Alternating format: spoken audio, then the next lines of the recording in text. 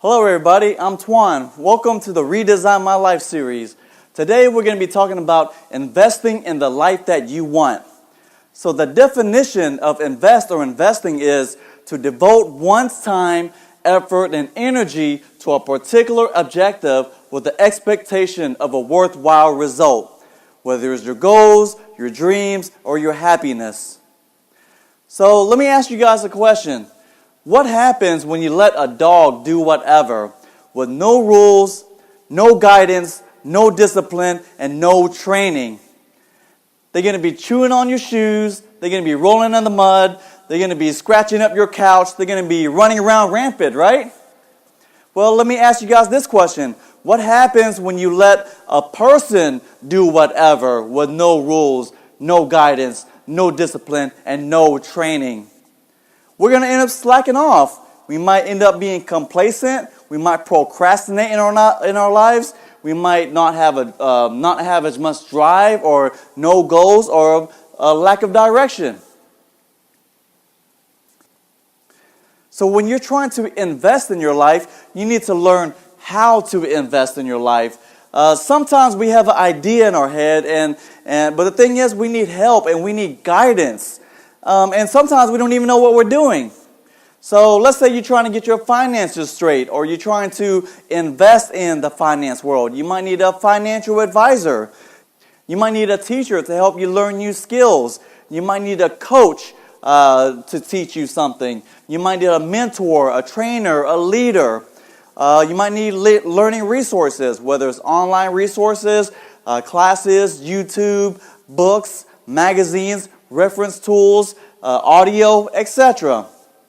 Overall, we need these types of people and tools in our lives to help assist, accelerate our growth potential, because overall, you cannot do it alone. We cannot do it alone. So, there's two types of investing out there. The first one is called mentally investing or thinking of investing.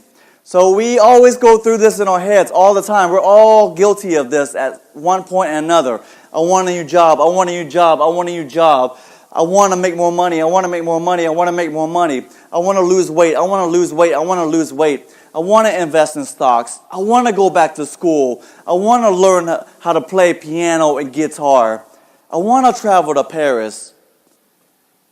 You know, these thoughts and intentions are really great. But you got to ask yourself, where is the action? Where's the action behind all this? When was the last time you thought about getting a job and a job magically appeared for you?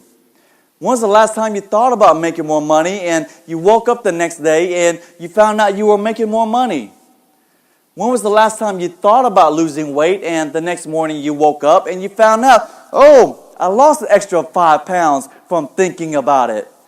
And when was the last time you thought about investing in stocks and you woke up and you found out that you had an extra few stocks in your portfolio just from thinking about it?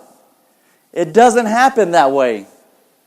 So as you can see here from the chart, there's only one thing going on in the chart, and that's the thinking part. So the next part of investing is action-oriented investing.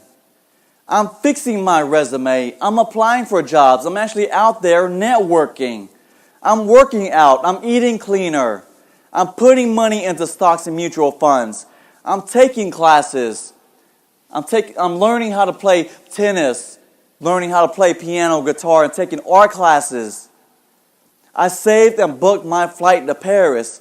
And now, as you can see in the chart, there's two things going on. One, you're thinking about it. And two, you're backing it up with action. Now things are actually happening in your life. So overall, what holds us back from truly investing in things we want to do? Of course, the number one thing, we all know this, is fear. Fear of failure, fear of rejection. You're afraid to start something because it's either too difficult or too new. Lack of commitment. Lack of know-how or knowledge, not asking for help, and of course, not willing to accept help. And of course, excuses. Negativity, hesitation, reluctance equals delaying your life. All these components right here that you're investing in stops you from progressing or moving forward in your life. So overall, we need to stop worrying about where we are at. We need to stop worrying about the big picture, because if you think about it, so let's say you're just starting off, right? It's like climbing a mountain, and you just started your goals down here, and the mountain is way up there. When you look at that, it's really overwhelming, and it really looks like it's something hard to accomplish. So the only thing we can do is be the best version of you that you can at this very moment. Because there's different levels, right? We grow from beginner level to advanced level to advanced level 2 level. And then semi-pro, and then of course the pro level. And that takes a lot of time and effort to get to. So I like to think of this analogy. You guys know what an EKG is? When you're in the hospital, they plug you in this thing, and it has these blips up and down, going up and down. Well, overall, I like to call this the life support and flatline syndrome. Because here's what's going on. When you're not motivated, you're just trying to get by, and you're not even thinking about investing in your life. So if you're on life support, nothing is going on other than you just being alive, and you're just trying to get by, right? And the other part is flatline syndrome. When you're on flatline syndrome, it's flat. Nothing is really going on. You're not thinking about investing in your life. You're not trying to do anything in your life. So when this is happening, you got to ask yourself, how can you get yourself out of life support and flatline syndrome? Okay, the only way to get out of it is to shock yourself out of it. Just like in a movie, right? You guys know in a movie when they're in the hospital and they're on their deathbed, and in the movie they're showing the memories of them thinking about what's going on in their lives, right? They have these flashbacks. And then guess what happens?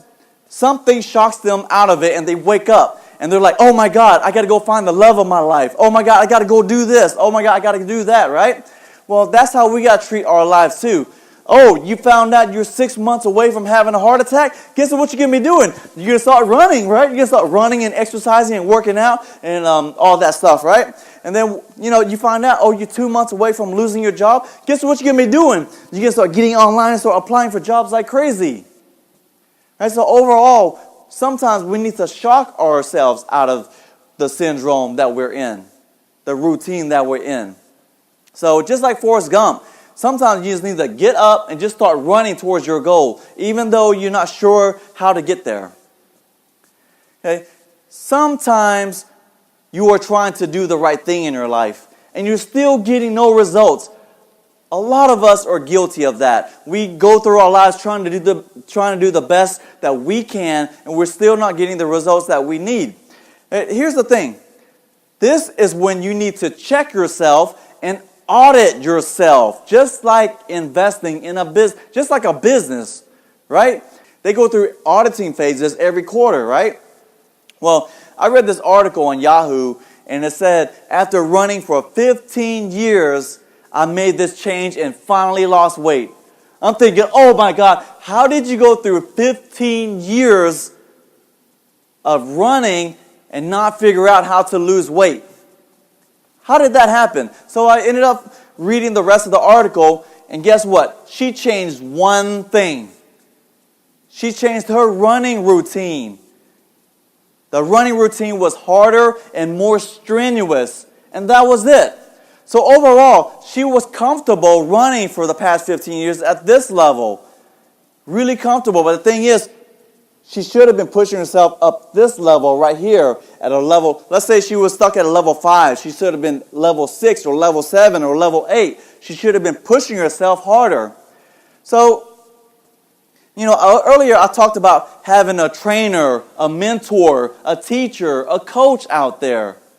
Well, imagine if she was 2 years into running and she found herself a trainer to teach her how to maximize her potential. 3, 4, 5, 6 years in. Imagine how many years she wouldn't have had to go by herself and try to figure it out for 15 years.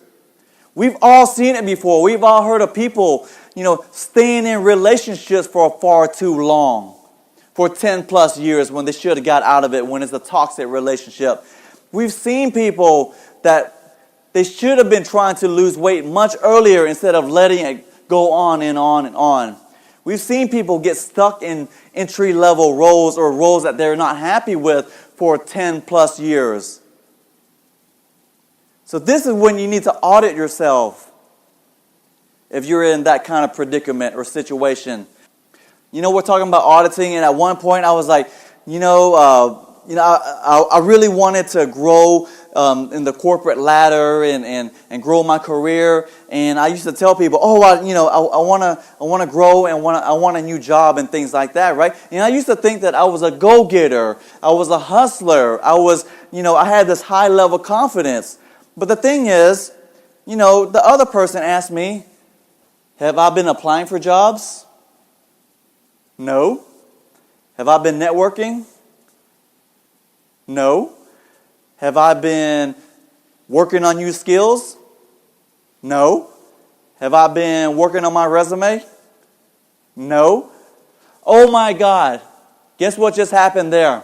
I just got audited. And what happens with the company when you get audited and you've been fudging your numbers? The stock price drops. So guess what happened to my stock price? It dropped because I realized I haven't been doing anything about what I've been wanting to do. So when you're auditing yourself, you need to ask yourself, have you been underperforming like that person who is running? Have you been honest with yourself? Have you been fudging the numbers? Have you been only mentally investing without the action? And have you been pushing yourself past your comfort level? Okay, so overall, when you have an underperforming stock, you need to figure out a way on how to trade that stock for something else. It might set you back, or it might not be the stock that you're wanting, but you have to end up trying to trade it off. Okay? Because overall, if you need to realize that you're not trying hard enough to trade your stock. So overall, you need to find and push yourself to an optimal level to get to where you need to go. Okay, we all know this. Life is really unfair. We hit roadblocks in our lives, bumps, delays, and of course, just like investing, we go through crashes. And we have to wait in our lives. Well, here's the thing. You guys, I don't know if you guys ever read the news like a year or two back. They had an interstate fire in Atlanta, Georgia, and it burned down, right? And the next thing you know, they had to shut down the interstate for about a month or so. And we had to wait to use it. We couldn't use it anymore. So the thing is, what is going on while we're waiting?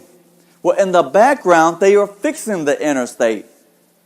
So you had to ask yourself, what are we doing in the background to get ready for that next stage and that next phase in our lives while we're, quote, waiting? What are we doing in the background? Okay, overall, this is what it looks like when you invest consistently and increase your actions towards your goals. You're going to be working and working and working. You're going to be learning and learning and learning. You're going to make mistakes. You're going to fail. You're going to adjust. And you're going to correct. And you're going to improve. And you're going to do this thousands and thousands and thousands of times. Okay?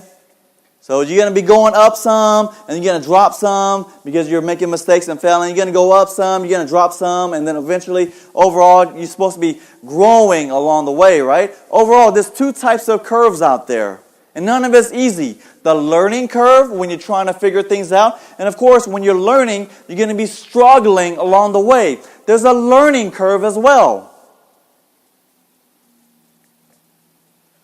So overall, here's the final story about investing. Things don't always go the way that you want. But you keep on trying, you be consistent, and you be persistent, and you improve. And this is probably the most important thing of all right here. You have to increase your energy and your efforts towards your goals. You have to increase it. Oh, you want to get out of school earlier? You have to add more classes. Oh, you want to lose weight sooner?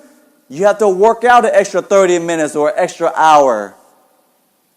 Oh, you want to get better at something? You have to spend more time on it. So overall, it's all about the action and energy and efforts you're putting towards it. And even though you don't feel like it's moving up or anything's happening or going to happen, all these things add up. And that is truly investing in your life. Thank you.